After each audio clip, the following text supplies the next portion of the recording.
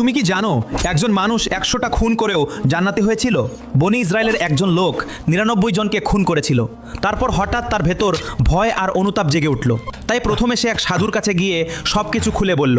সাধু বলল, হায় সর্বনাশ, এ কি করেছো তুমি? তোমার তওবা কবুল হবে না। সাথে সাথে সে রেগে গিয়ে বলল, যেহেতু আমার মাফ হবে না তাহলে তোকেও মেরে ফেলবো। তারপর সে সাধুকেও খুন করলো। এভাবে 100টি খুন পূর্ণ হলো। সে আবার অনুতপ্ত হয়ে তওবা করার জন্য এক বড় আলেমকে সব খুলে বলল। আলেম বলল, আল্লাহ অবশ্যই তোমাকে ক্ষমা করবেন যদি খাঁটি মনে তওবা করো। তবে তোমাকে এ শহর ছেড়ে অন্য শহরে চলে যেতে হবে, যেখানে এমন লোকেরা রয়েছে যারা আল্লাহর ইবাদত করে। তারপর লোকটি অন্য শহরে যাওয়ার জন্য প্রস্তুত হলো, কিন্তু ওই শহরে পৌঁছানোর আগেই লোকটি মারা গেল। তারপর রহমতের ও শাস্তির ফেরেশতারা এই খুনি ব্যক্তির রূহ নেওয়া নিয়ে বিতর্ক লাগলো। শাস্তির ফেরেশতারা বলল, এই লোকটি জাহান্নামী, কারণ সে 100টি খুন করেছে। অপরদিকে রহমতের ফেরেশতারা বলল, না, আল্লাহ তাকে মাফ করে দিয়েছে, সে